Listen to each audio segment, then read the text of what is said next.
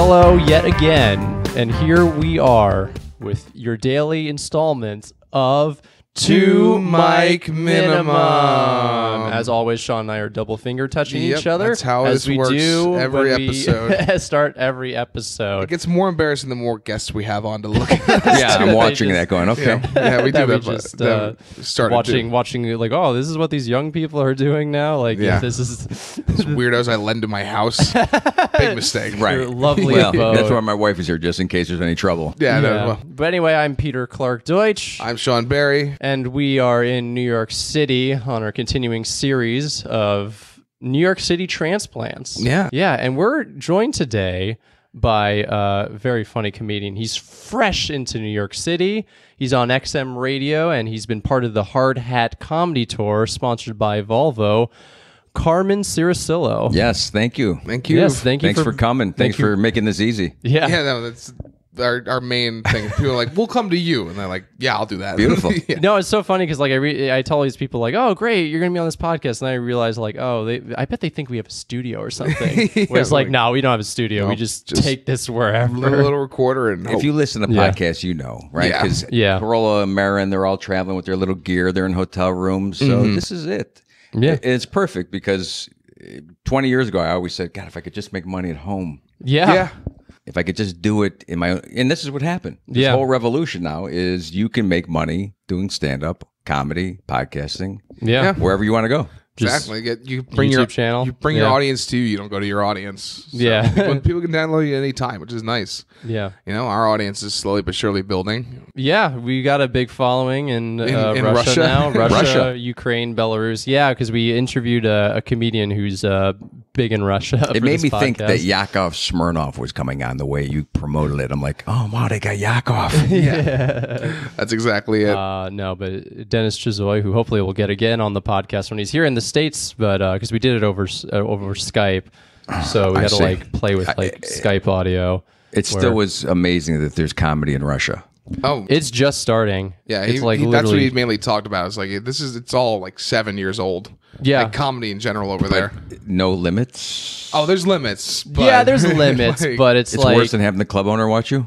yeah. Well, I mean, Putin's the club owner of Russia. yeah. so So yeah, I think the guy's just The like consequence is greater. yeah. Yeah. It's more of like, oh, I don't think instead of bombing, I think you just go to Siberia to do more material and bomb. yeah, you That's just, where you look. Isolation is best for comedy. the gulags are just open mics. Yeah. There's 5 drunkards and 20 people who are forced to do it. That's the biggest reveal. It's not like working in a camp somewhere in Siberia. You have to keep doing open mics to nobody. Yeah. That's And to tell you the truth, after being here for 3 weeks, the gulag doesn't sound bad.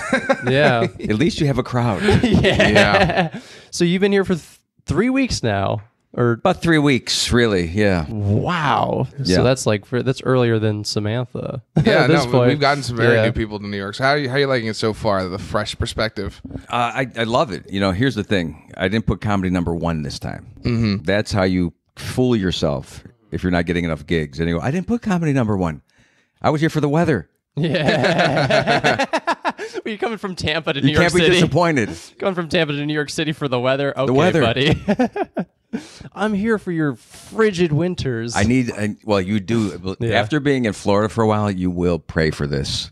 Oh, I believe could that. I could actually understand that because like I have a cousin who lived in Los Angeles and now he's going to school at Brandeis and he's like, yeah, I'm looking forward to like the seasons, Yeah. what they're like. How are you enjoying fall so far? October in New York, nothing beats it. Like this is Yeah. this is the best time to be here. It's a cold fall. It's a little chilly, but like Yeah. it's like the best because like This is the nicest time it's of going the- to be. Yeah.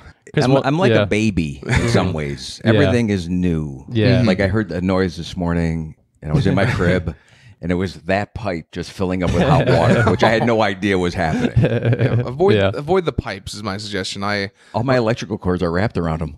Yeah, that's super dangerous. I'm pretty sure. I don't know. My dad was a firefighter. I'm sure it'll be fine.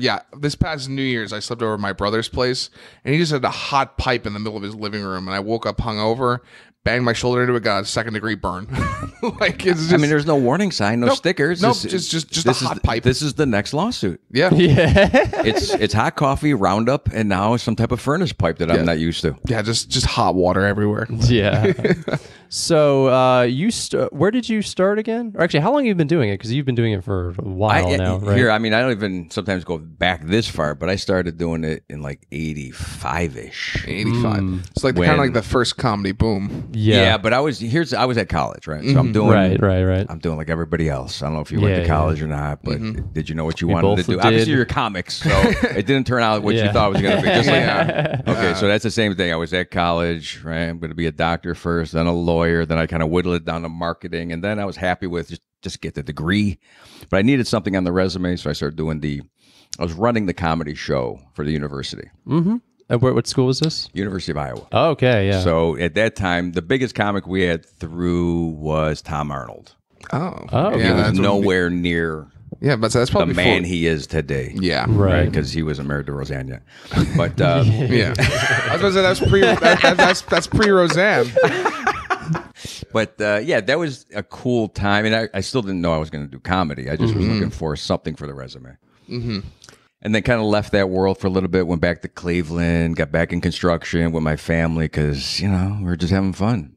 We're just... It's a family business. I can't say... Well, I mean, this is not a limited podcast, right? No, we can say whatever you want. Everything was... yeah. My wife will be the one that'll be like, why did you say that? Yeah, get canceled at your own risk, as we say. Right, that's what happened. And do you ever get a big time gig and you're like, take the podcast down? We will. Like, Yeah, that's, oh my God. That's It's crazy. That's our offer to all of our guests. What happened to the Carmen episode? Who? I don't know. Technical difficulties. Who? Carmen? Yeah, never I don't know heard of him. Yeah. Or you will use it against me Oh, for money. yeah, we will blackmail you That's right. too. If you're still not making it at the top podcast, if you're not number 3 in the nation, you're gonna be like Carmen, $100,000. We need Carmen, we want the hour on HBO. Yeah.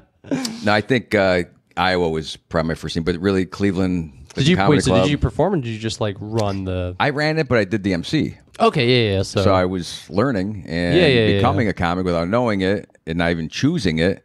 So did you like do jokes, like trying to like warm up the crowd, or was it just like, I didn't really know structure at all in comedy. I was more of like we said earlier, narcissism really led the way. Yeah, exactly. Like I thought, People want to hear from me. yeah, they want to see me do an air guitar. That's what they want to see me do. Yeah. And that kind of is the confidence thing in the beginning where you think you can do better than everybody else.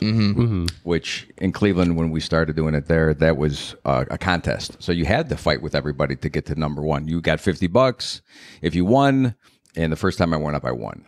Wow. Oh, That fuck made me yeah. feel Awesome. like Yeah. I made it. I was looking out the back of a Cadillac window because my cousins all drove Cadillacs. They were all wealthy. They were all in construction. Really, and that's what I thought life was. I was very limited in thinking, okay, just get enough money, buy a caddy, a nice house in Cleveland, you've made it. And comedy just took it all. and then the comedy all competition a different Comedy direction. took it away. ruined No me. Cadillac in my life. Yeah. No. I was Wow. about to say you made $50. That's probably the most you still probably made because I've had to make $50 doing comedy And it's You ever different. made $50? Oh, It's like in one different. gig. in yeah. one gig. Yeah, it's, usually It's different like now. 25. Yeah. Right? In Florida, Oh, you yeah. can make $50. Yeah. You know, here I could see it's a problem. You know, Oh yeah. I yeah. think it's just here we have such an oversaturated market of comedians and shows put on that everyone's like, well, I'll go to the other one or like whatever, and people don't necessarily come out, which is why there's so many people barking on the street constantly. Hey, come on in. I mean, Chappelle will drop by. Yeah, the only way you can get really paid in New York City is if you do the club spots. Yeah. and it's like, I mean, there's a lot of shows going on, but they're not going to pay. No, you Yeah. do a free show and then you mug them afterwards. That's how you make your money. That's that's my strategy, anyways. Net worth over 200,000, only allowed at this show. Cash only. It's a different scene for sure, and I think it's harder for everybody that's starting now. Cleveland. No, you Oh, guys. sorry, Everywhere, sorry. yeah. You guys. Oh, yeah. Cleveland, Oh, yeah, yeah, Cleveland's yeah. probably just as hard. You know, Yeah, same yeah. thing. Florida's the same right now. Like it's not as bad as New York. New York is way more. You got to have so many people. You're going to pay $5, $1 per extra minute. And I'm like, wow, wow. How did this all? The one thing I change? hate are the mics that are now like, and I feel like this has happened maybe recently, or maybe I wasn't paying attention back in the day, but there's mics that are like $5 cover, but if you want to go up earlier, it's an extra $5. And all it's that an airplane. all that Yeah. but the thing is that all that encourages that like every comedian is just going to pay $10 now because they don't want to be at the end. Yeah. So it's Here's, like, here's a ugh. bunch of guys that Yeah. have no money. that we're going to ask for money, and we won't pay them. So I don't know when that'll get better. I don't know. When we euthanize all the yeah, open mic yeah. comedians. We've said it for a while. We should start handing out open mic licenses to people. Like you can apply for it, and if you don't make it after a year, you lose your license. Yeah, to do like comedy. state That's our joke. controlled comedy. Yeah. I think also the economy. If you have not come across this idea yet, it's the economy. It's too good. Yeah. When the economy's too good, anybody could become a comedian. Yeah. Because your base level of life is great right now in this Hell country. yeah. We're just leeching off our parents doing comedy. Yeah. Like, Look, that's I got 3 kids. That's what we're doing. And right they now, could yeah. become open micers in a heartbeat. Oh hell yeah. Yeah, no, it's like definitely the thing. Like that's why you get a lot of like Westchester college students doing it. They have nothing. Right. They have nothing to lose. Well, it's the version of slumming is what they used to call it. When you went to a bad neighborhood just to see how everyone else lived. Slumming now for rich people is trying to do what poor people do. And what poor people used to do was stand up. Yeah. I mean, it used to be like, it was like a way Poor of, people. yeah, getting up on stage and like, working your way up and like a perspective. Now it's like the cool thing to do. So like kind of rich entitled people are like, oh, I can get on the stage and talk about what I want to like talk about. So Except they don't see it correctly. no, Oh, yeah. their perspectives are warped as hell. Right. It's true. It's very true that, if you say millennials or any younger generation on how they view what a problem is, it's not a problem. It's the same thing like white people problem, whatever you want to call it. Yeah. It's not a problem. The problem is being drafted into an actual war and then laying in grass and being shot at and maybe coming back with missing a leg. That's a problem. And so this is what got you into comedy. Well, and that's what I was going to ask you. But I was going to ask you that. Yeah. It was kind of, I had a Vietnam in my life, and that's really kind of like maybe why.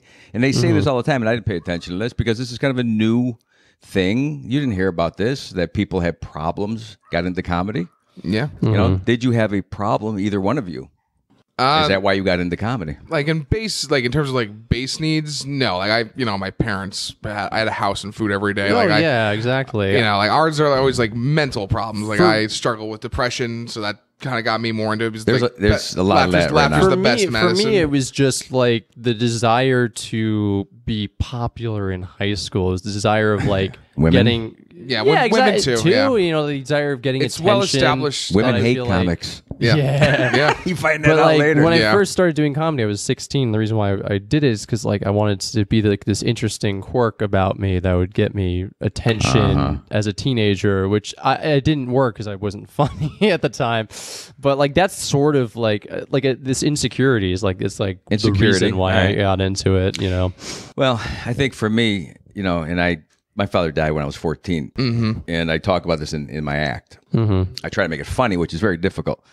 That my parents got divorced when I was 6, and again when I was 12. So that's unique. That's good. You don't get They much, went two rounds. Two, They yeah. got back together to argue some more, and I always said, well, they would have got divorced a third time, except my father ended up got shot and killed when I was 14, and then people freeze up in the audience. Don't funny. freeze up. It was the 70s in Cleveland. Everybody's dad got shot and killed. That's how it was, and it was so true because in Cleveland in the 70s, Yeah, it was very high the crime, right? It was the city for bombings in the 70s. Wow. So Yeah. it was the Danny Green, it was the mob, it was everything. It was all happening in Cleveland. We were there at that time. And, my dad didn't get killed because of a mob related issue, although I kind of try to make it seem like that. Yeah. I'll bring that in every so often, but it was tragic for the family at that time. And I think that's where this need to find someone to approve who never gave me the approval as a young person, saying, love me, man. I'm funny. I mean, I'm that's trying to entertain you. I don't want you to be sad either. That's what happens with comics, I think.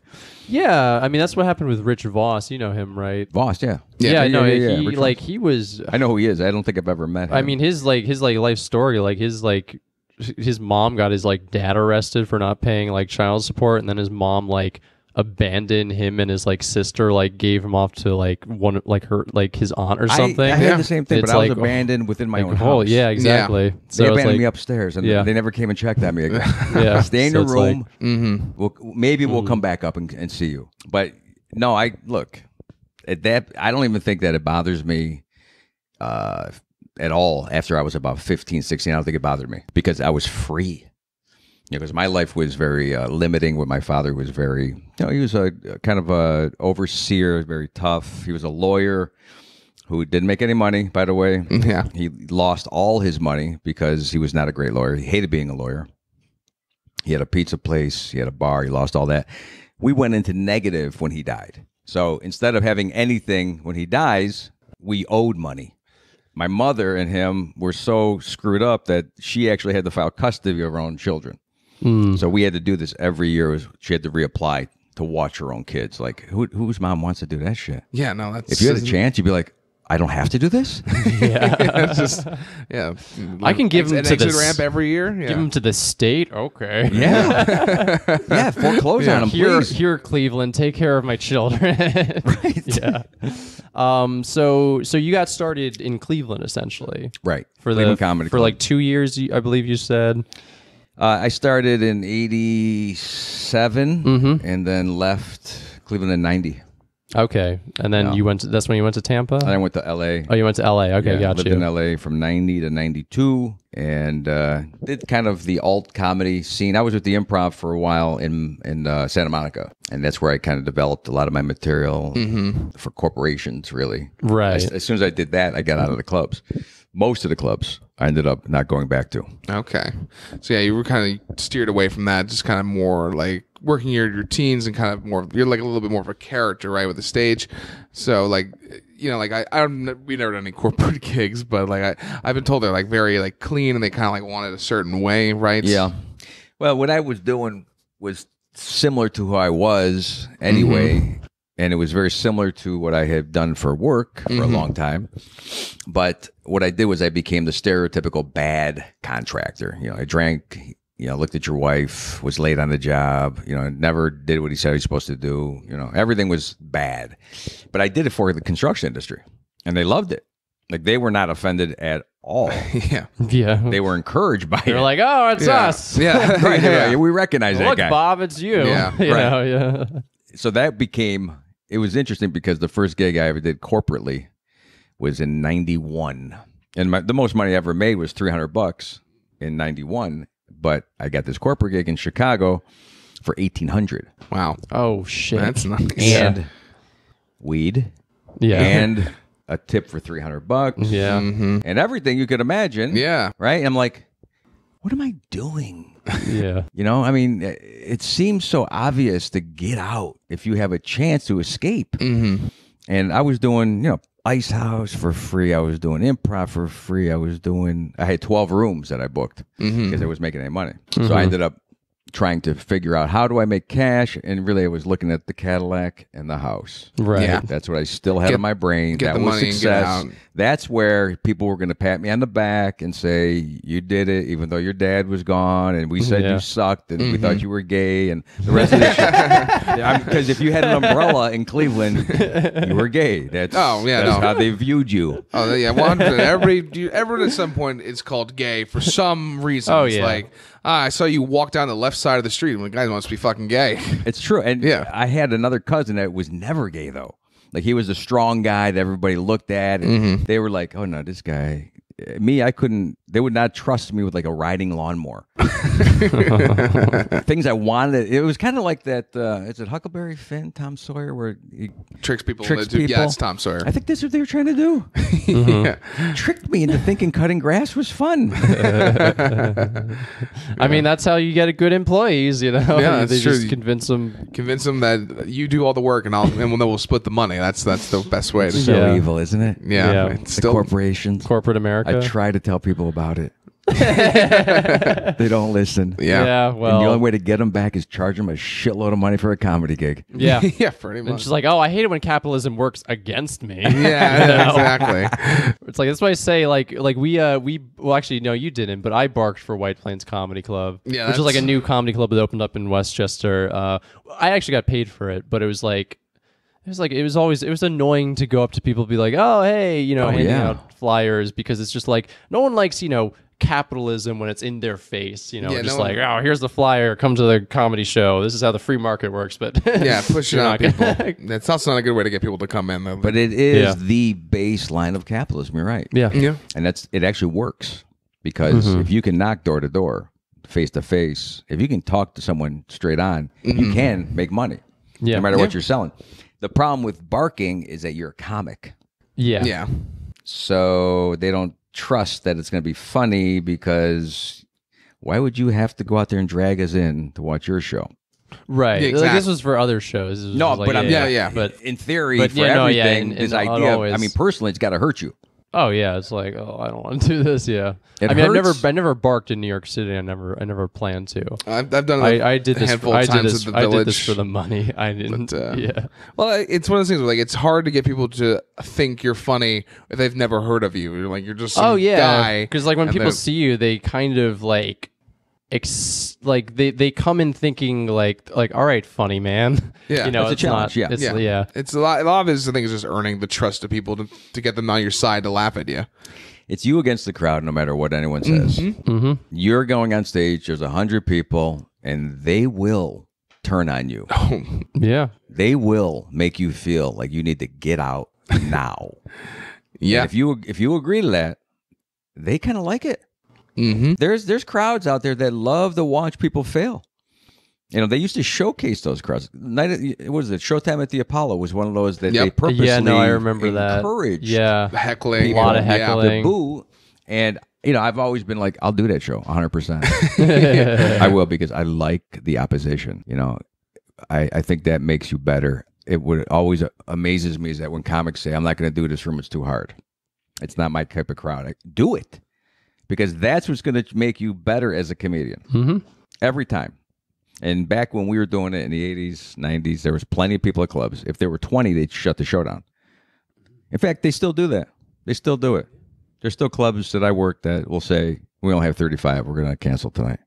Yeah, that makes sense. And we currently would kill for 35 people to see us. I mean, like, at all. yeah. Well, because like they don't want their rooms to feel empty. You know, they want to feel like, oh, we got like, oh, the best comedians, the best crowds, we're packed. Come out. We did this late night show last night in White Plains, and we had 8 people by the time we were up. Well, that was impromptu too. Impromptu, but we told people about it. Like, it's just like it's a show after the main show, so it's kind of like what they do at the Strip, where it's like after the main show, you know, comics come on, work out 5-10 minutes or whatever, and we had about 8 people, and it's a big empty room. But like, you know, people were on our side though for the whole show, so it was fun. Like, we got had fun. You know, Peter made a brand new friend because he looked like their boss, and they loved him. I literally just let a person, like, this person thought it was so hilarious that I looked like someone she worked with, and she wouldn't stop laughing throughout my entire set. And I was like, thank you for laughing at not what I'm saying, but just being entertained in general by my appearance. Yeah, that's tough. Yeah. That's tough, but you'll have to take it. Oh, take the extra laugh. It's the cream. No, it's like, you learn from every stage time, and like, you know, I like the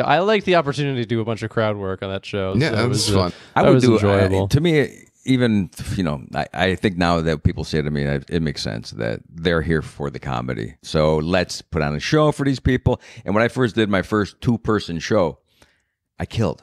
I killed. Yeah. I wasn't afraid to do it. I wasn't nervous about doing it. I actually put on a show for these people. I was happy to actually pull it off. And I thought, why was I so anxious about not having a full room? What was it, you know, about me? And I think that's, again, it makes you a better comic. It's not great for revenue. It's not great for, you know, the long run. But if it happens to you, you have to do it. Oh, yeah. You got no choice. And this is what this area is. I've not seen a full house yet. I've not been to a club yet that has a full house. Yeah, it's the rooms in New York City have just been weird lately, because like, I mean, like, a lot of people think they don't go to clubs as much anymore because they're gonna go see a big act at a theater and sell those out instead. So like, getting people to come out on like a Thursday or even like a Friday night, it's like, oh, it's the show aspect of it, I guess. I also think it's a lot of people just there's so much media today that getting people to come out of their houses is so hard for anything. Right. Because like, why would I go watch you live when I can go on Netflix and watch another comedian I've heard of, right? Like, and you can do that basically for free because you're paying however much you pay for Netflix, and you know, you can watch it 1,000 times. But you're by yourself. You're trapped in your house. And if you're 25 to 40, I'm going to even say 40 because I don't think 40 actually is true. Yeah. Because there's a lot of people who at 35 are done. Yeah. They're done. Why would you want to sit at the house? You know, go out, hang out. You know, if you're single, especially, you want to be out with people. Yeah. And comedy, there's nothing else like comedy. You know, there's no real live show like comedy. Everything else is, you know, if you see someone even sing original tunes, they got usually a band behind them. And they're not trying to make you laugh or keep your attention. This comedy thing is the most difficult thing. It's impossible. It's like being the greatest orator at a show for a certain amount of time. If you don't pull it off, you feel horrific. Yeah. But for some reason, you go back up at it. Yeah. You go back. So I think there's going to be a switch. Here's what I always say. Look, because I've been around longer than you guys. Things will turn around. Whatever usually is hot goes away. If something is hot, sell it. Get rid of it. Yeah. As soon as it gets hot, I used to work a lot of clubs that I ran back in the day in Sarasota, Florida, and I had a feeling that the club was going to go down. At some point, like the stock market. You know, every time the stock market gets to 27,000, I watch that now. Yeah. It never can go past 27. It falls for stuff. It's tariffs or, you know, Jim Cramer shit his pants on CNBC or something crazy will make the market, they're just looking to sell. And I think that's what's going to happen in comedy again. Right now, have you paying attention now that people are not comics? And this is something I think that I've been doing for a while. I don't care too much about worrying if the crowd is sensitive. But I've seen a lot of guys where you said cancel culture, the cancellation culture. Yeah. Right? Whatever that term is now. This is, if you got something big, you better be careful because we're going to come after you. Real comics, if you told a comic his joke was offensive, he would intensify that joke and torment the shit out of you with it. Yeah. Because a comic is an independent entity. We didn't get into this business to be told what to do. I don't know what everyone's doing. Why is everyone listening to what the crowd wants? This is not why we're doing it. Yeah. Or else we would have said, like everybody else said, I'll become an accountant. You know, ACDC. No one's going to cancel says me. It's a long way to the top if you want to rock and roll. Yeah. Right? Yeah, You got to give up everything, and it might not work. Yeah. So why should you have any say in what the hell I do on stage? You don't get a say in this. You got money and a house and a car. I'm living in a friggin' apartment. I dropped a jar of mayonnaise and I let it sit there for 3 months. That's fucking Louis C.K. Yeah. You know, you read about, I'm not that mental. I'm sure that I've done stuff like that. But when you hear about comics, and I know, you know, my friends and the people that I deal with, I go, yeah, we're mental. Yeah. So don't fuck with us. Yeah. Yeah, we know. We were joking earlier. Like, we're all narcissists to a sense. So like, we're this is us. This is what I say, and this is what I say goes. Which I think is like, I think Jim Jeffries said this is like, that's the nice part about stand up though, is no one can take it away from you. There'll always be a bar with some guy sitting in it who will listen to you, no matter what you do. Like, you can always just go there and be like, all right, let's see what you got. But if you got into the cellar, and what's the woman's name? Etsy? Yeah, I don't know. I don't know. Etsy Yeah. whoever it is. Like back in the day, it was Mitzi. Mitzi The comedy was a store. First of all, when I, did the comedy store, I didn't think Mitzi was going to live that long. So I thought, oh, even if I do fuck up, there's going to be a new owner, because who the hell wants to own a comedy club for more than a few years? They all stayed. They all stay. Every They're all one there. of them. They're all still there. I tried to call like a booker in Cleveland to get a spot, and he had sold the business to this comedian who said that I was rude to her in a green room in 1982 or whatever. I'm like, are you fucking kidding me? It's the people with the strongest memories. You're holding that against me? Yeah. Like, well, I have family and friends. We could blow it. She didn't give a shit. Like, she was so ready for that phone call. Oh, they're like, I've been waiting on this day for so long. She was waiting to knife me so hard. That's so funny. But I was happy about it because I thought, I don't care, man. Look, I've done it my way, the entire time. And I've done okay.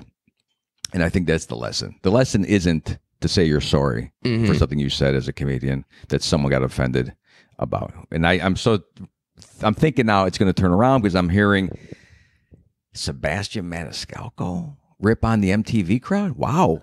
And then you got Bill Burr doing it. You got Chappelle now doing it. So everybody is saying, if you don't like it, go fuck yourself. Yeah. And I think that's what they should have been saying all along.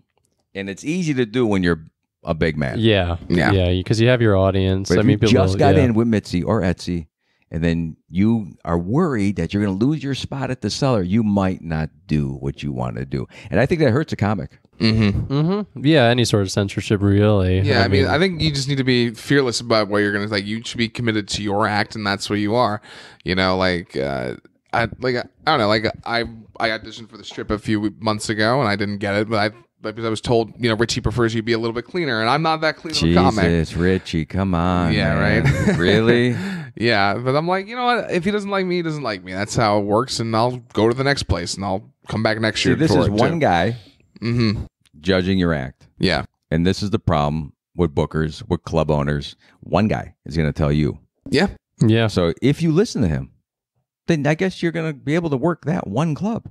Yeah. Well, how smart is that? Dumb. It's not a it's good like idea. one guy's opinion. Yeah, it's you one know. guy's That's it. opinion. Yeah. Oh, I think it's That's why I got out of the clubs for a while. Yeah. You know, I'm only back in it because I always said this was the Cleveland Cadillac big house mentality. Mhm. I'm going to make my money, and then I'm going to go to the clubs on my own terms. I don't need the money from the club. I don't want your money because it's nothing. Mm-hmm. Wait, hang on. I do want your money. Hang on.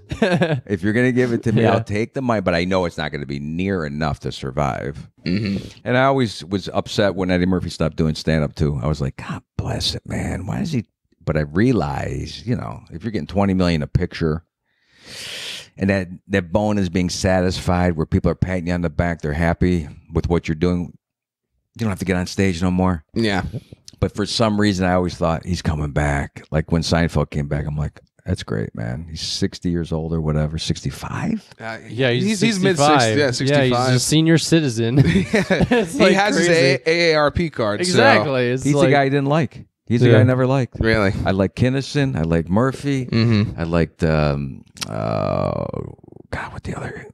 I guess he wasn't that great. It was Kinnison and Murphy. Steve Martin was like a big influence. But Seinfeld, I'm like, why is he funny? I could never figure out why people liked it that much. I've never been a big fan of Seinfeld either. I think it was just too clean for me because I came from a lot of blue collar. Yeah. Oh, yeah. Blue. You know, everything blue. was blue. It was like, fuck you. Even Graham was like, fuck you. You know, everybody was like that. Put the fucking cookies down. They were so violent with their language in there that I thought it was too mellow. But I realized after, you know, years of being in it, you know what? He's so smart about it. Yeah. Which, again, is not that impressive with this smart comedy thing. Okay, you're a brain thing. That's great. Mm-hmm. That's great. You made the audience think. That's great. But I still like Kinnison saying, she's got my dick. It's still fucking every time. Yeah. She's got my dick. It's in her purse. Because that's smart. To think about someone who can actually talk about the dick being detached, still alive, and, you know, whatever it was. That's comedy. It's the exaggeration of something like that. Yeah. I'm thinking the golden rule is funny, right? Like it doesn't matter. Yeah, Sure. this is all types of funny. I mean, you know. Well, it's like country music. Fuck that shit. We like all that art country except music. country music. I could stand by that opinion for this podcast. Yeah. All comics should unite against country music. Yeah. We did an all episode where I shit on Nashville, so it's fine. We did an episode where you shed on Texas too, and just Pennsylvania too. Yeah, I do shit on a lot of places. We've shat on every state. Yeah, every Florida, time a we go little somewhere, bit. I just dump on it. And isn't that, again, here's what my kids will say to me, something about anger issues. Isn't that what comedy is? Where does comedy come from? The Because happiest comedy place in you? is supposed to be hostile towards something. I mean, that's what the basis of it is. Yeah, I can't think of every comedian who's just like, oh, you know, I'm happy. You know, like I think it is. I think you do need to have a little chip on your shoulder about something that drives you to do this, right? Like I don't think you need it. I think everybody has it, and the comics are honest about it. Yeah. The other people are liars. Yeah, that's fair. You know, because one of my kids will say to me something like, you have anger issues. I go, I'm fine. But at least when I'm smiling and happy, point out that I have happy issues. At least give me both ends of it. Don't always label the negative. You know, you don't use it as it's bad. Negativity, like anxiety, like everything else, is good. Mm-hmm. Hate is good. You can't have love without hate because there's no comparison then. You got to have hate. Yeah. You know, or otherwise you don't know what you love. If you loved everything, you'd be like, I'm not sure why. What is this? Show me, what do we? You wouldn't even know what love was. Why do I love you, children? Like you know everything. You got to hate one kid in order to love the other. Oh, I think every parent hates at least one kid, right? No, kids? it's not hate. It's hate. All right, we'll turn the mics real quick. What you say is, and I told my kids this. I go, I try not to love you as much because it just makes my life worse, and you use that against me. You know, of course, I love my children, but look, my kids have been now the butt of my jokes, which I think that's the big benefit of them at this moment. Yeah. But kids are, it's not for comedy. It's not for comics. That's not Having the lifestyle. Kids is like not I mean, that makes sense. It's not. You have to have like made it in comedy and be doing other projects for you to be like, if you're older and you make it, it, now you want to have kids, but if you're a young comic. Yeah, exactly. No, it's going to. For me, I didn't care because I really did think that this business was too blood-sucking. Even if you make it, it's still too blood-sucking. I love it, but it's going to be on my own terms, which meant going to Florida, get out of L.A., figure out how to make money in comedy there. It'll happen, but first of all, focus on my wife and my kids. That was what I wanted. I wanted to have that relationship. And it was something I never questioned. It was something that I always, I don't know if it was because of my mom and dad, but it was something I always wanted to make sure I had. Because, what else is there? Having people with you could be a famous comic and you could have all the lavishness of being wealthy, but if you don't have anybody with you to share it with, to hang out with, the show at least two, the fun. I mean, you're looking at me like you don't understand what I'm saying. Well, No, actually, I haven't been on a date in a year, so I can't relate. I totally understand what you're saying, and I was going to quote this show. Do you watch BoJack Horseman at all? I feel like it's know a it, show. but no. It's a show that's like our show. It's like there's like a quote from Diane, who's a supporting character to the main character BoJack, and she says like, one day you're going to realize, and BoJack's like a washed out comedian sitcom star. Really? Okay. And like she says to him, like, one day you're going to realize that I think it was like everybody adores you, but nobody actually likes you or something like that. Yeah. I think it's like everyone, the cult of fame. Yeah. And it's like very hard hitting line, but it's like, it's true. You got to like, I value my friendships a lot now, especially the people I went to high school with. Yeah. Because it's like, wow, take a shot at me. That's when I all don't the other guys are like a lot that want to hang out with. I've known them, what have I known you for like a year and a half now? Yeah, that's true. It feels this will bring you together. Feels like a lot longer. I saw the finger touching. Yeah, no, exactly. We do a lot of finger touching. That's like the most radical thing we've done. And I'll tell you this, and this is a bit that I have experimented on stage, but I don't think that you have a real friend, a true friend, unless you've seen his dick. I think that's true. I've not seen your dick yet. Yeah, exactly. If you don't see a guy's dick, he's not a real friend. Right. You've never either slept together, over each other's house, or took a leak together in the woods, or were in the army together, or something. Yeah, exactly. If you don't see another guy's dick, how is he your friend, man? I agree with that. Yeah, my closest friends, I've seen all their dicks. Yeah. So. Right. Peter, and whip it out. They'll show it to you. Right, and your best friend always has the smallest dick. That's your best friend. Yeah, that's why I'm everyone's best friend. I'm going to bring that bit back. Yeah, that's good. I've been getting a lot of flack from someone said to me, "Hey, you have a lot of dick material," and it's not dick material. It's life material. I mean, it focuses around, like I do a bit about my son's dick, which it's true. When you have a son, I had two girls first. The boy came out, and I was like looking at his dick, going, "God bless." I mean, it didn't look like it was right. It was too tiny. I was worried. They were doing a circumcision with a thimble, and I'm like, be careful, man, because there's not much there. So I made the bit into where the nurse says, "Oh my God, it's a boy. Look at his little baby penis." And I thought, whoa. Now, baby penis means small penis as it is, but little baby penis. Now you're saying he's got a baby penis, but it's not as normal as a normal baby. It's little to the second power. That's what it is. Yeah. It's tiny. It's too tiny. And I'm like, what do you mean by that? She's like, well, I'm just saying he's got your wife's eyes. So now it gets directed back at me. Yeah. But I think that material is about anxiety. And it's all about anxiety. And in my life, anxiety rules. It's stage, it's life, it's whether I'm in the right position, in comedy, am I doing well? It's just questioning where, you're always doubting, and then you have to figure out how to not let anxiety influence any decisions. And that's one of the toughest things I'm dealing with always in this business. I could be so much happier owning a fucking pizza place.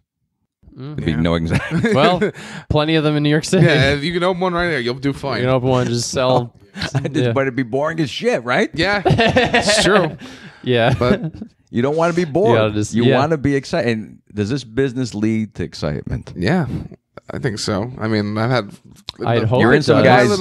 guy's apartment that you've never met before. Yeah, Lily, I'm having a good time right now. I'm saying I never even texted you. It's excitement. That's what I'm saying. But I'm saying you would not get these chances. You're at a stranger's house that he welcomed you as if he knew you, because comics have the instant friendship where we go, oh, these fuckers are in the hole with me, so let's do this podcast together. Yeah, you do kind of instantly click. That's what it's just showing up to the club or whatever and just seeing other comics. You just like shoot the shit with them. I used to have a joke with me and him, because we spent 6 months doing comedy together, and I'm like, I've spent more time with you than forever. I know nothing about you. I know he's like, you just guys hanging out. And I was so convinced I knew more about you than I actually did. I was like, I know you went to Ithaca. And then that's all he had on me. Yeah. But you will judge the non-comic harder. Oh, yes. The normal person. The muggle. Yeah. Because when you look at someone like that, and their life is very well put together, and what they're talking about is so fucking boring. And this happens when you're a parent and you have to show up at a kid's baseball game or some type of school function and act as if you're one of them. And you can't. You just want to do something stupid, or you want to entertain.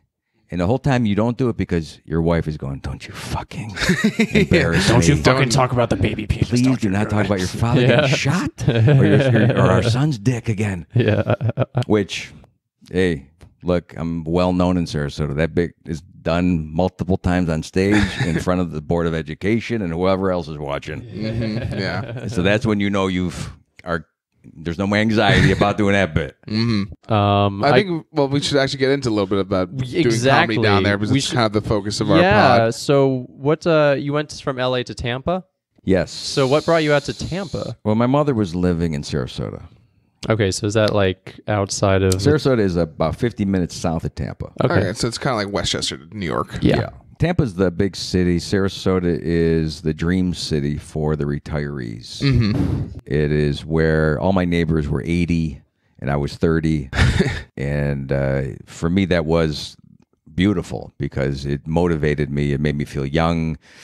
And those people are very energetic. You can't kill the old people down in Florida. They don't die. So that's why we went. And plus, I was freshly married and I was traveling. So I was doing a lot of gigs. I was doing Discovery Channel. I was doing NASCAR. I'm on the road too much. And I had to leave my wife in L.A. And she went through the riots by herself. And, I was like, where are you? I'm in Minneapolis. I'm having a great time. Yeah. Great. What's going on there? It's burning. Everything's burning. Like, all right. So we left L.A. because I thought, well, I can't afford a house. Not a Cleveland house. Cleveland houses were cheap. L.A. houses were like ridiculous. Oh, yeah. Then. That was back then. Now they're even worse. Now they're more expensive, yeah. And Sarasota was a deal. It's a steal.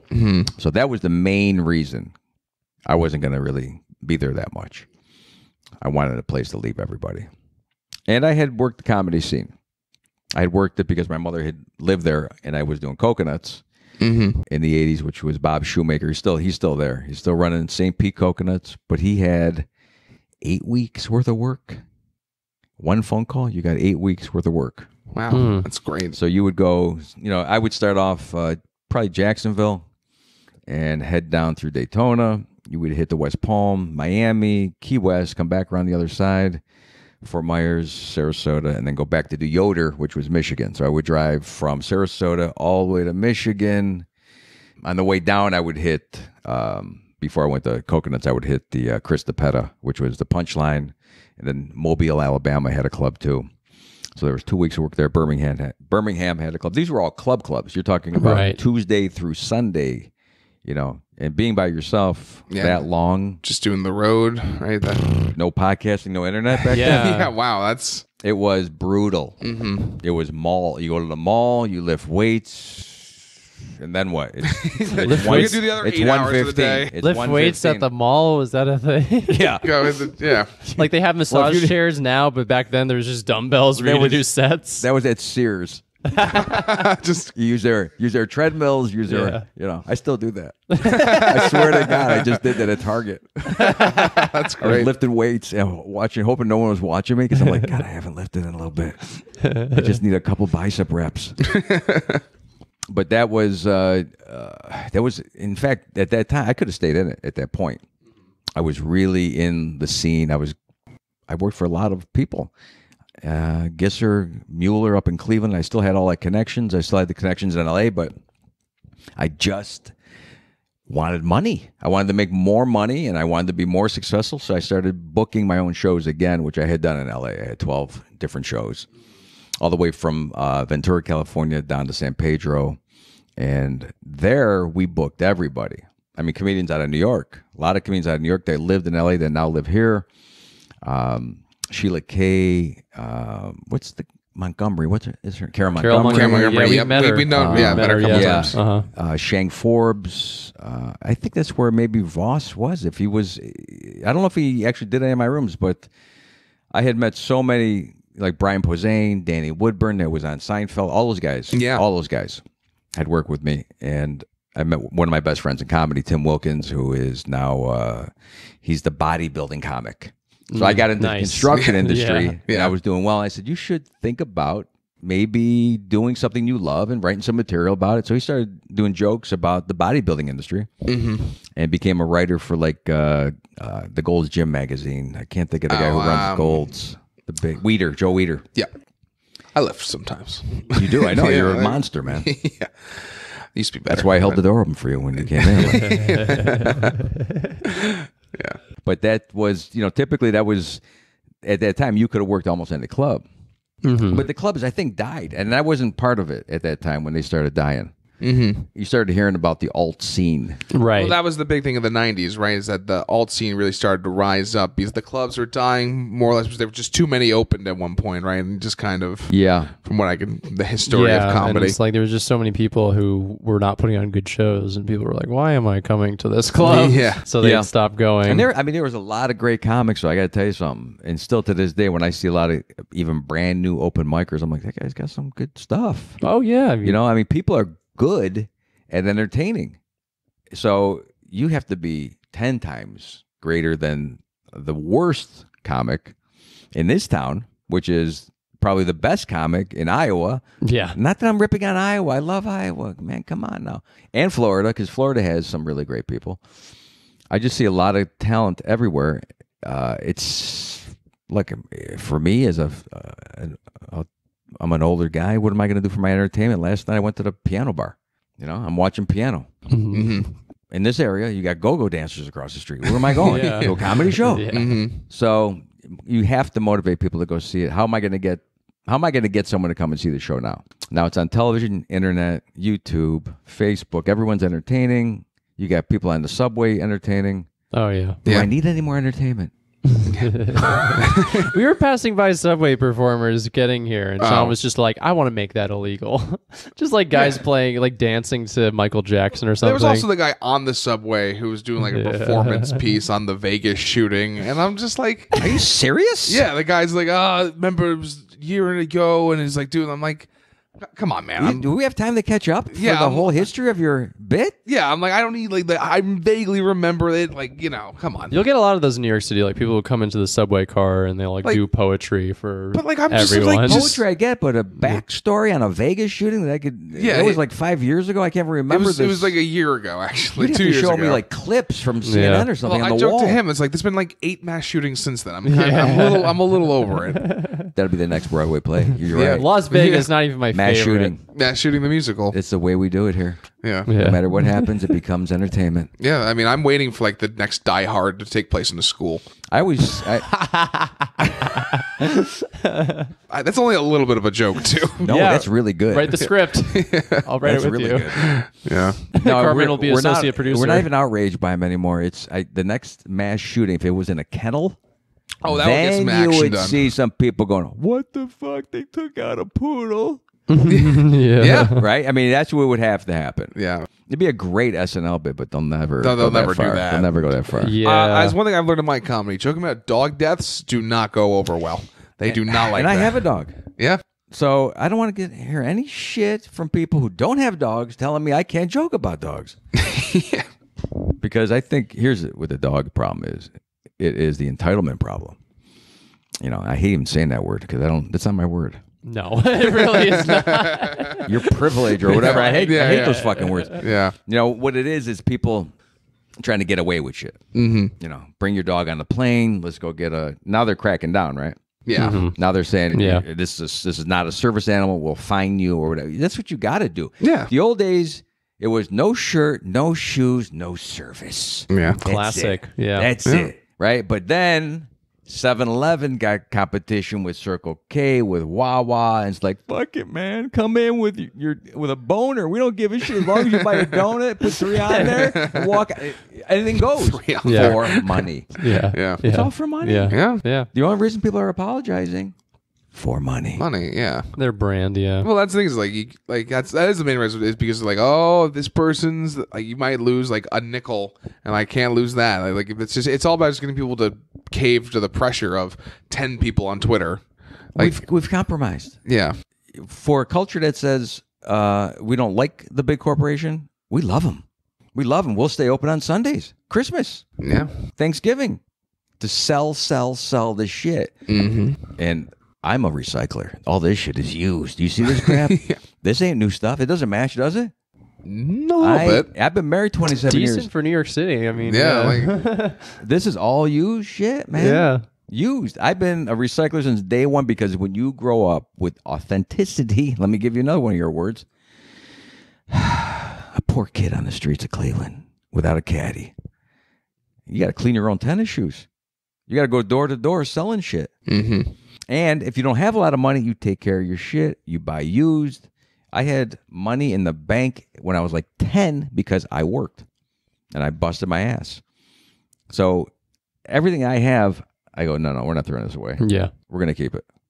So I really do believe that the culture of consumerism, all this stuff that seems new, it's not new. You know, this is not stuff that people should focus on. The corporations, all these things are running, you know, the businesses. We got to apologize so we can continue to make money. And the pressure is insane. Mm-hmm. Why does Walmart have to make an extra 0.2 billion every quarter or the stock will just go into a free fall? That is excessive capitalism in a nutshell. Like late stage capitalism in a nutshell. That's a very much our term. Yeah, like it is. I mean, that's the thing. Is like somebody describes it to me as like McDonald's, same thing, right? But there's such thing as peak hamburger. There's only so many, quarter pounders you can sell because there's only so many people are going to eat. It's like, what more could you do? Where are we at peak comedy now? Kind of, yeah. So if peak comedy happens, what do? I'm always we charge the comics to go on stage. Yeah. Yeah. We make them bring more people. Yeah. We have a roast battle. 2 guys that were friends now Yeah. we're going to rip the shit Now they out of rip each the other. shit. Yeah. It's gladiator shit. Yeah. Yeah. Yeah. To entertain people. Yeah. So that's the problem. Mm-hmm. That's the problem. And there's no solution to this because we all want to stay in it. We're not willing to quit. The solution is, I think, just start shooting up comedy clubs to get rid of some State controlled. My God. State controlled. Well, State controlled comedy. There's 2 solutions. Yeah, Cuomo's got to institute the Department of Comedy, and then you get your license to do mics. Yeah, that's the rule. You get like a Class A license, you get to do mics, and then after 3 years, you can apply for a Class B license. Yeah. Unions. Yeah. Unionizing. Become unions. That's it. You're a journeyman comic. Yeah. Yeah. Yeah. And you get hazed, and that's it. Mm-hmm. Or we kick you out, make you do improv. We have that, though. We do have that. That's our system right now. Yeah. We're self-regulated. Yeah. And if you're not tough, like I think also too, at some point you can rise in this business, but you can fall, and either you say I'm done, which a lot of people do. You know, I always wondered, like, even with the greatest bands and some of the mediocre bands that I love, they go, "Where was the second album? What happened? Pearl Jam's first album was so good. What happened?" Right? They gave it all that one push, and then they go away, and you never see them again. Mm-hmm. So is it that those who don't make it, don't know that feeling of making it and are still trying to achieve that we will never quit unless we do make it. And it's really a curse. All we want to do is quit, really. Like, cut out the middle part. We're not going to make it anyway, so quit the business. This podcast should be encouraging comics to quit the business. Trust me, we do that often. As a underground secret covert movement for you to move up. Yeah. No. And then you tell it as a documentary later on. Oh, yeah, and that's when we achieve success and sell out. Yeah, exactly. I have another asses. idea like this that I think I can sell to you. Yeah. It's called Smoke Break. Smoke Break. It's a bit about a guy who bums cigarettes. Mm-hmm. Right? First, what he does is he goes and talks to all the people who are still smoking and says, what the fuck are you doing? The overwhelming evidence is that you will die horribly. You won't be able to breathe the last 10 years of your life. Why? But we put them on a pedestal and credit them for continuing to smoke in the face of adversity and treat them like gold. And then we bum cigarettes off of every one of them. And then we tell the world that it was our plan to bum cigarettes. If we could just take one cigarette out of the hands of a smoker, it was worth it. And then we sell the cigarettes back. Oh, it's an evil, real backstory of what this was, just to make money. Yeah. Right. See, all these things are ways of getting the publicity. When you've been doing this long, every idea crosses your brain. Mm-hmm. How do I get on stage? How do I get noticed by a booker? How do I get on Comedy Central? And I will tell you, I've tried a lot of shit, a lot of stuff, and I've had a lot of thoughts. And it still hasn't happened. I know you're looking at me in wonderment going, why? How could it not? Yeah. The guy's amazing. He just told us the plot to really punch down on smokers. One of my buddies, Shang, I always said to him, you want to be famous? This was back in the 90s in LA. I said, throw a brick through the window of the Improv with a note, I want to kill Bud Friedman. Yeah. Right? And maybe that came from that movie with De Niro and Jerry Lewis. King of Comedy. King of Comedy. Yes, yeah. Maybe that's where I got that idea. See, no idea's original. Mm-hmm. You get famous for something, even something bad, then all of a sudden you end up on the Tonight Show at the end. That's true. Infamy is big in America. There's no such thing as bad press. Right. You're right. So I guess what I want to ask you is we're creeping up on an hour here, so yeah, we can go over. I mean, this is I'm just letting everybody know. Carmen has been a delight. Yeah. I've actually been fascinated by everything he's been it's saying. So good to get somebody with a lot of actual experience. I want to get more 30-year comedians on. Well, we have a lot to say. Oh, yeah, we should. 23, 25. We don't have shit to say. That's why we got to get older people on because they have a lot to say. Yeah, that's true. 30-year comics, and really, they'll be more appreciative also because they don't even understand podcasting. Yeah. I'm kind of a phenomena in my age group. I'm still doing open mics even in Florida when I'm headlining clubs. Really? And I got that because of Margaret Cho. I think she actually motivated me because, every comic has that, like you said, the narcissistic brain. Who the fuck are you to tell me I got to do? I don't do open mics. Yeah. Mm-hmm. But again, if you look at it with a different perspective and different attitude, you go, why don't you do open mics? Who the fuck are you? Try some new material. Get out there to the public again. It's like barking. It's like baseline comedy. Learn to do it. So nobody I know that's a headliner does open mics. Oh, yeah. I wouldn't nobody. imagine. No, I would not not at all. Nobody. And here's the worst part is when people see you at an open mic and they don't know you, they go, you should do comedy. Yeah. That hurts. That hurts more than anything. Yeah. Yeah. Very painful. But yeah, I think the 30-year guys, they probably have a lot to say. To say. I mean, I just think people who are older in general have a lot to say because they've lived lives. They've lived longer lives. Which is I'm always that's why me personally, I always like talking to guys who are like in their early 30s because like they're well, so like so much longer no than like you. let me explain. So it's like I like talking to guys in early 30s because like there's not as much of an age gap where I can like still relate to these people on some level, but like they have a lot to say just about like 20s yada yada yada, and they just like kind of like have started to like really get what life is all about for them at the very least. And they're wrong. Then they're wrong Because ask a 40-year-old. And then he's wrong. Yeah. Here's what you got to know. That whatever you think is bad is not bad. Whatever you think is hard is not hard. Whatever you think you should be doing right now, you should do it. You should really try to reach for as much craziness as possible, way beyond what you think you're capable of, and that you will die. As we all do. The death. That's all we But do. remember the death part. Yeah. Because that'll... Look, I'm renting this apartment right now, okay? I have a house in Florida. I haven't told anybody about this. My family doesn't know what the fuck I'm doing, but I'm blowing all my money. So I get to spend it. No one else gets it. This is a pretty penny right here. I have no income coming from this. This is all going to be... This is... everyone that I know of, all my friends that I went to college with have had jobs with corporations that talk about 6, 7, 10 years I'm retiring. Great. Then what? Now you're 60, whatever years old. You going to go water skiing? You going snow skiing? What are you going to do? Well, we're hoping to get an RV and drive around and do what? We're going to look at shit.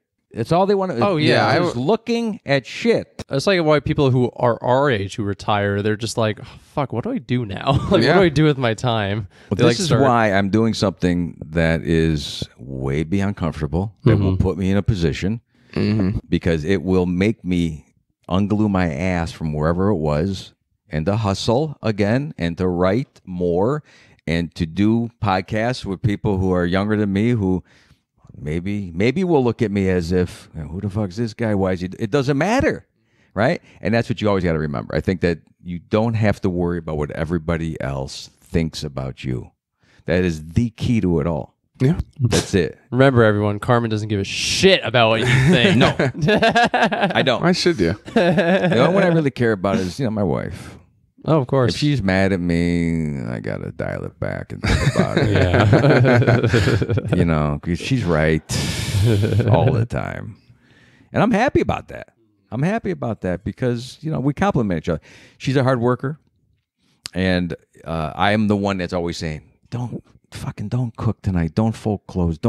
Let's not do it. Let's go get the fuck out of here. Let's go to Grand Central. Just walk around and eat, whatever. Just do nothing. And then she'll say, we need to do this. We need to work. We need to get on the computer. We need whatever it is. So you have that balance. But really the big picture for me, and I think I achieved that. I don't like to talk about smoking weed because I don't want to encourage anybody out there. And Everyone who's listening to this already smokes weed. I know. Yeah. But not in the way I did. But I remember getting high and painting and just sitting somewhere in the nighttime looking at the sky and thinking about my mother dying when I was like 25. How old are you? 23. I'm 23. I'm just turned 25. Okay, so my son's 20. No, my son's not 20. He's 19. My daughter's 26. So at that age, I had, some anxiety about thinking about my mother's death, which scared the fuck out of me, for some reason back then. I'm not saying I want you to die, Mom. That's not what I said, even though you'll never listen to this. You don't even know how to fucking download shit. But anyway, then I applied it to me. It quickly went to me. I'm looking at the stars and infinity and all that shit like everybody eventually does. I go, you got to do whatever you want to do now. And people are dropping at 50, 40. Like, Prince just dropped. I'm like, fucking Prince. Yeah. And that's my kind of generation. I'm sure that people have died, right? Mm-hmm. Yeah. And you think about how sad this podcast has become. No, this is... Oh, this is nowhere near the saddest episode of this podcast. Is great. But if you think about that, you will do everything possible right now. You will live in the moment. Yeah. You will. So this podcast is dedicated to Mac Miller. Yeah, shout out to him. Did he die? Encouraging us to, He died he's a year like ago. 26 or something. So it's like, oh, we're living in the moment right now doing this podcast. Was in this he apartment. someone that lived in the moment? Yeah, he I'm did. pretty sure he did. He Yeah. was a famous rapper for ages like 17 till his death. he OD'd like they all do, really. okay. Yeah. Yeah. Or get shot. Right. But, See, they're not living the correct way. Oh yeah, They're not. These guys who think that you have to. I have no problem doing drugs. I have no problem getting drunk. I have no problem, but to overdo anything. Like I get pissed off if I'm watching 3 hours of TV in a row. I'm like, this is fucking stupid, man. But you can't get up. Right? It's like another Percocet. It's like, yeah, one more. I don't give a shit. Right? It's just another way of keeping you not meditated or medicated. Is keeping you sedated. It's keeping you so. And sometimes it's hard to break away from that. Mm-hmm. I will spend. It's even at my age. I don't let it happen too much anymore, but I used to spend like an hour or two walking around going, what the fuck am I going to do? And that's the problem without structure. With no structure as a comic, there's no job to go to, there's no subway to catch, there's no time frame. You got to be really good at time management as a comic. Yeah. Really good. You know, this amount of time is for making money, this is the amount of time for working out, and this is the amount of time for working on comedy or my art. Mm-hmm. I hate when they say art. That's so fucking stupid. Yeah, it's weird. I don't like being called an artist doing comedy. I don't think I prefer entertainer. Right. Like there's more apt. Well, now I'm going to ask you this: do you appeal to do you want the crowd to like you, and is that why you're doing it, or are you doing it so the crowd will follow you? I think I do it so the crowd will follow me. If you're doing it without worrying about what the crowd likes, that's an artist. I guess I'm an artist then. No, an entertainer will do what the crowd wants. Exactly. And honestly, like I've told myself, like I don't want to I'm trying to like work on my act in a way that at least I'm happy with it, and I'm hoping I can bring people on board. And not to say like, oh fuck you, but it's like I want to please both sides of the equation. I want to like be doing stuff that like I'm like doing stuff that's like cathartic for me to do. Right. And I can go in, do it. And if it like doesn't land as well, it's like, it's all right. Cause I fucking nailed that for me personally. Like I nailed that joke. I know I did. And another audience probably would have liked it better. That's how I'm seeing it at this point in my young because life. You're just a human being. Yeah. So just because of that one similarity to another human, you will relate somehow. So it doesn't mean that it's almost impossible to do something that will get you no crowd. Mm-hmm. Mm-hmm. Yeah, that's true. Yeah, that's true. It's almost impossible. Just test it. Yeah. Now I used to test this out before I got married on women. Is it me? Or is it the women? Why are not women responding to me? Now, I would, if you hit on the hottest woman, you would go, oh, she's too hot for me. I've reached way above, what did they say? League. Above she's out of my league. Right? Out of your league. Mm-hmm. So then you go and you ask a girl that you think is below your league. And she says the same thing as the hot girl. I go, it's me. Yeah. It's my fucking approach. Yeah. Because women in general don't like what I'm saying to them. Right. Right? Because I can understand that if you are trying to reach for a woman that you think is, like for me, I'm short. So a tall girl, they like tall guys. I mean, I've had a couple girls, not had. I have met a couple ladies in college that liked me, and I just didn't I was uncomfortable. Mm-hmm. I thought, no, it's not going to work. It just doesn't match. I need someone my height so I can look face to face at this person. And that wasn't it. It was the idea that I probably wasn't mature enough in what I was saying to women in general, right? That's how you figure things out. And same thing with the crowd. It's not the crowd. It might be you. Are you holding back on what you're saying? Are you not saying it in a clear, concise manner? Is it logical? Logic is everything. Everything in comedy has to have some wacko perspective or slant, but it has to make sense. Oh, yeah. Mm-hmm. It's got to make sense. I mean, you can do gibberish and get laughs. I've seen guys do that. Yeah. I saw Adam Sandler at the comic strip in like 80. I keep telling this story. It's almost like a dream to me now, wondering if it's real. But he was on stage for 15 minutes, and all he said was, "Where's the wizard?" And if you're listening, Adam, please let me know if this is true, because I remember all you said was, "Where's the wizard?" for 15 minutes. And me and my sister were like, what the fuck is this guy doing? Thank you, Adam, for the loyal listen. You're a valued follower. I worked with him last year. He might listen. Yeah. Leslie Jones, friend of the Leslie podcast. Jones, yeah, he's a friend of the podcast. Throw them all in there. Yeah. All that. Well, anything No one is can prove possible otherwise. in this town. No, Anything yeah. is possible. It's Oh, not yeah. possible in Sarasota, but here, Yeah. Oh yeah, it's possible. I mean, you just walk down McDougal, you'll probably bump into a famous comedian at any time. Bumped into Sam Yeah. Morril the other By the day. cellar. Yeah. Oh yeah, totally. Norman, like, it is weird because we do see famous people, but like we're not, we don't hang out with them. Yeah. That's the.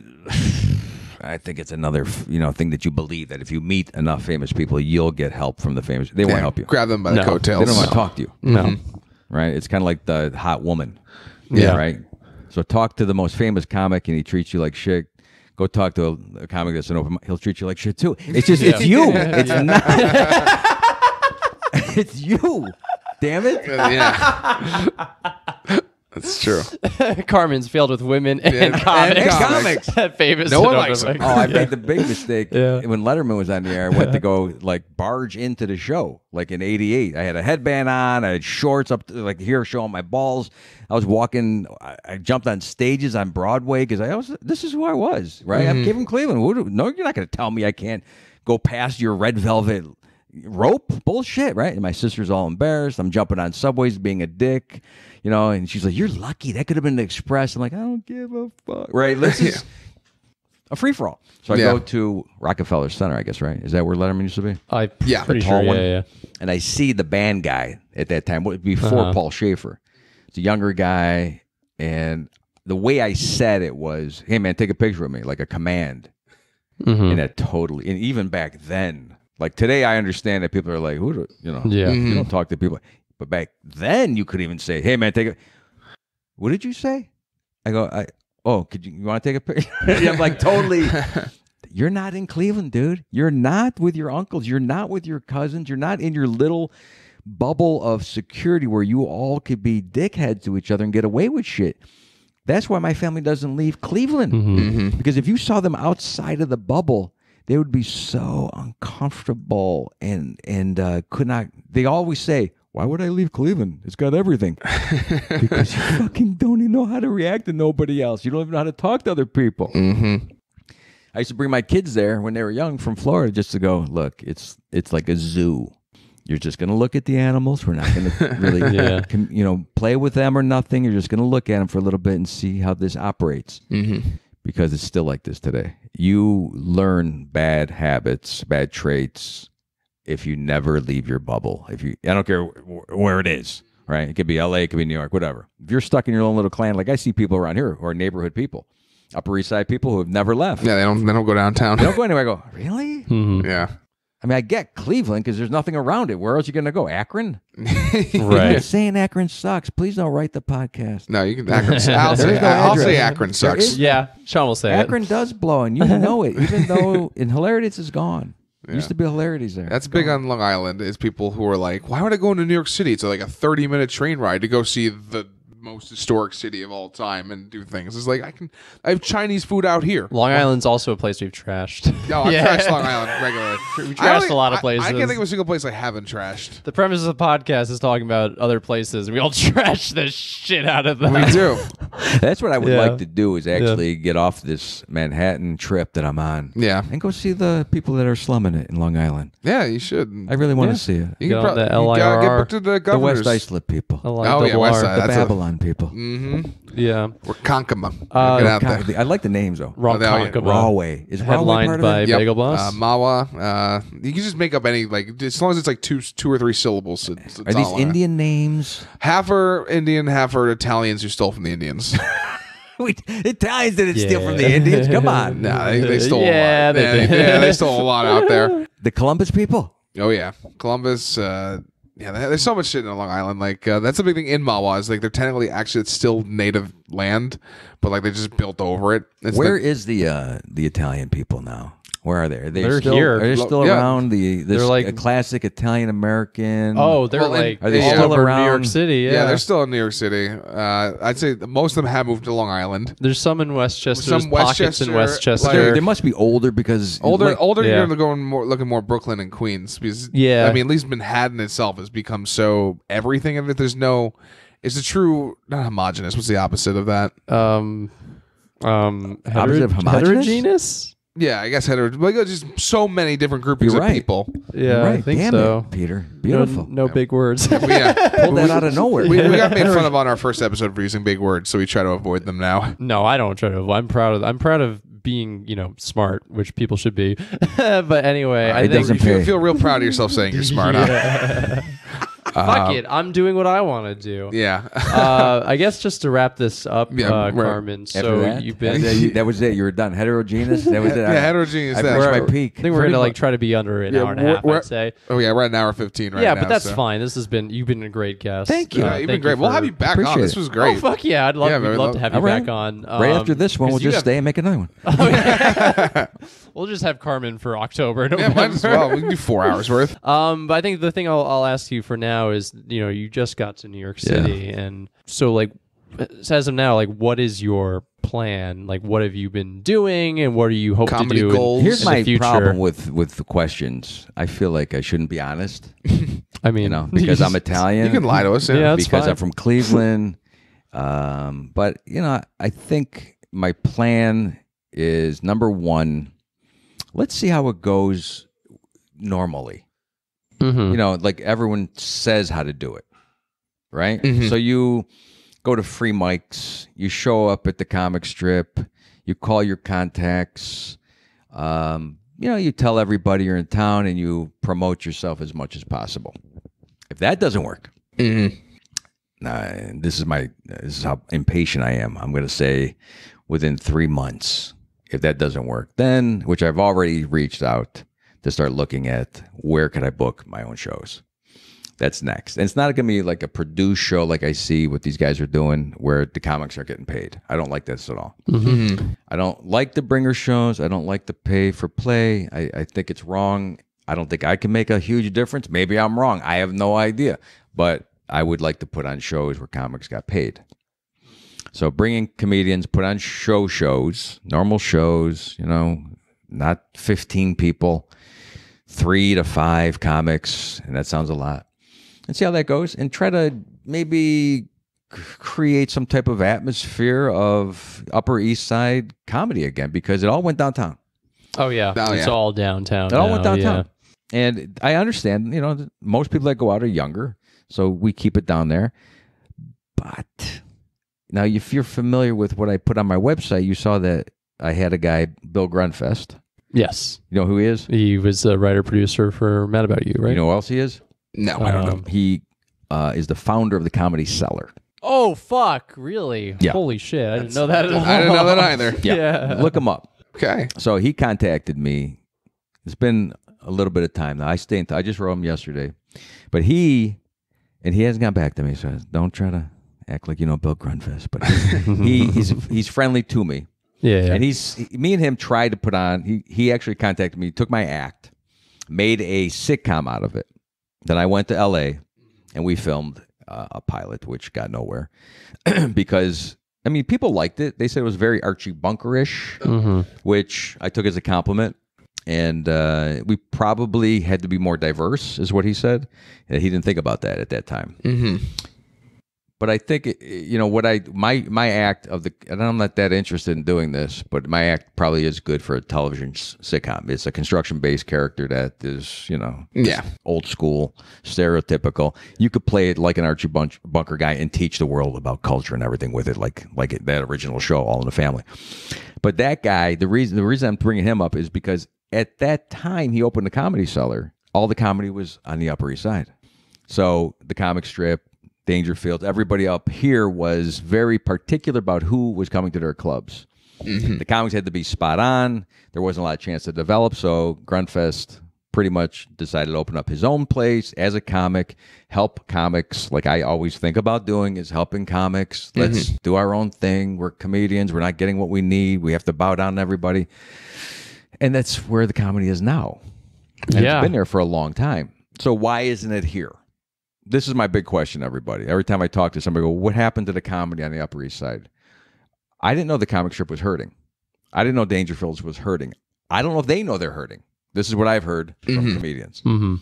I've been in the, I've walked by it 1,000 times now. I was very blown away by it in the beginning, but now it's like just another club. Yeah. So I really think that there's a chance that there's a possibility. And I say this hesitantly because I just got here and I don't want to blow my cover, but I've been talking to people. How can we do comedy up here? More comedy. Yeah. And good comedy. Not that there's bad comedy down in the Village, but I think that it got out of hand. It's out of hand with charging comedians. Oh yeah. Oh, definitely. Oh yeah. I hate it. Predatory as But shit. the problem is, what I hate worse is comedians agree that it's okay. Yeah. I hate that worse. Yeah, I mean, it's If just comics like were fucking picketing and walking and had signs that "fuck you," we're not paying you to go on stage. yeah. We're gonna go over here to this empty building and do a pop-up show. Oh, I love that so much. It'd be great if we actually banded together and did this. So I think this is the start of. I think this is the start of the revolution, though. I the think so. podcast, history will remember episode 22 with Whatever Carmen it is. Ciricillo. And I feel like at my age too, when I've done a lot of stuff in comedy, that I don't really care if I'm blackballed, if I'm arrested. Am I getting arrested already? What did I do wrong? Yeah. If I am ostracized for saying this, I've said it online, because there's exploitation against comedians website, or Facebook has a page about it where people talk about being exploited, as a comic. And I know it's not what do you call that when they take women and enslave them and bring them over to other Human countries? trafficking. Yeah, it's not human trafficking, but it's close. Yeah. God bless it, it's close. Big words. Yeah. You're the big word man. He's a word boy. So that's my plan, is to do at least I want to be successful with what I do. I want to be funny. Yeah. I do want to be funny. I'm consciously interested in being funny, writing material, making videos on Facebook. But I also want to be relevant to the group, and not say, "Oh, this is old man comedy," or "He doesn't understand." I want to understand what's going on, but I also don't want everyone to become prey to what you. It's the. I'm having a hard time. It's another big word where everybody follows. Come on, Peter. Everyone follows. Everyone's following. Everybody's becoming. It's with a C. It's the word where you conform. Conformity. There it is. I don't like it's conform. It's conform. It's conform. Conform to norms. It's conform, and then I'll edit that in so it knows. So everyone will not realize that I didn't know what I was saying. Yeah. That I don't want to. I don't think that the conformity. Is great for the business. It's a great word, conform. That's a good word. And my idea is to still be independent in some ways. Yeah. As a comic, be funny. I would love to participate with the clubs, but why make it so hard for everybody? Rodney Dangerfield's, they got people who are running it, throwing comedy schools. Oh, yeah. I'm against the comedy school. Oh, Look, and yeah. I work for. Oh yeah. I never went to school for comedy. I don't think that's really a necessity. I know there's a lot of promising of stage time and a lot of money for the people who run them, but I'm sorry, it is against what I believe in the world of comedy. It shouldn't be happening. Oh yeah. I mean, I just think anyone who is predatory towards someone who wants to just starry-eyed individuals. I want to do comedy. I can be funny. It's so disgusting to me. It's just stop. Yeah. Stop It's making these people. prostitution. Stop making these people. I want to get laid. Yeah. For a certain amount of money, you can. Yeah. Yeah. But that's awesome though that you want to or considering in the future putting on your own show, because I mean that's really kind of what's happening in New York City right now. I mean, granted, as you said, a lot of them it's just it's a showcase. We're doing it for fun. We're not trying to make money off of it. But I mean, I think we have to make money. We have to survive. Yeah, Yeah, it's a business. Comic run shows I think are awesome. I really do. And I really honestly I really believe that is the future of comedy. Just I mean, I don't know if it'll actually. I mean, we'll find out. We'll find out. Well, but what else are all the ideally, comics going to do that don't make it? Yeah. Jump off a What are they gonna bridge, do? probably. jump off the Brooklyn They Bridge. will end up. Look, I think Bud Freeman was a comic. I'm pretty sure. Yeah, you go into Mark producing. Lanow, his partner in L.A., actor. I don't know if he ever did stand up. It's not the road that I would choose for me to be an owner of a club. I could easily do that at this point. I could buy a club and run it, but I have the comic mindset. I'm still a free bird. I don't want to be tied down to anything.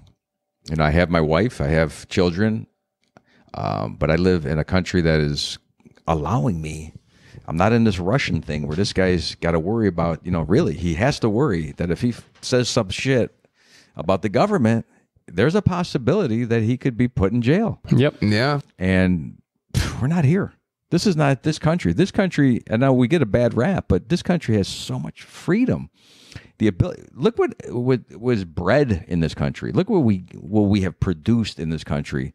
The type of people. It's a very independent thinking country because of revolution. Mm-hmm. We've decided we weren't going to put up with anybody's shit ever since back in the day. Well, hell and that's yeah. what self-employment is. Yeah. And if I wasn't a stand-up, I'd still be self-employed. Because I didn't like working for anybody or hearing anybody else tell me what to do. And that is a conformist stance in my eyes. Yes, you are sacrificing some of your soul to make money, to buy shit you'll never fucking use. Great job that you got a Porsche that sits in a garage for 12 hours. Mm-hmm. And I see that all the time. My neighbor in Sarasota is a neurosurgeon. He's got a brand new fucking Porsche, but he's always at the hospital. I'm a comedian, and I live in your neighborhood, Dick. And people will come up to me and go, do you work? I go, yeah, I work. But I do it in a way that this country allows. Yeah. Just like this podcast, just like my daughter, what she's doing with photography and blogging and working independently. Mm-hmm. I'm not saying it's for everybody. Yeah. Because yeah. we need people to serve that fucking pizza. Sure. I have got to have that pizza. Yeah. And I had a pizza place. We had a pizza place, and I still think that's one of my things that is romantic to me is the idea of business. Having your own place. If you serve pizza, if you do comedy, if you do Uber and Rover and all the capability of making money within your own time frame. Mm-hmm. Where else? When I watch 90 Day Fiancé, I'm like, why are they dying? Why is this hot Brazilian chick dying to meet this slovenly, ridiculous-looking human in Vegas and live with him and his mother? Why? Yeah. Because this country offers the opportunities. Yeah. My heart is pumping red, white, and blue right now, right, baby.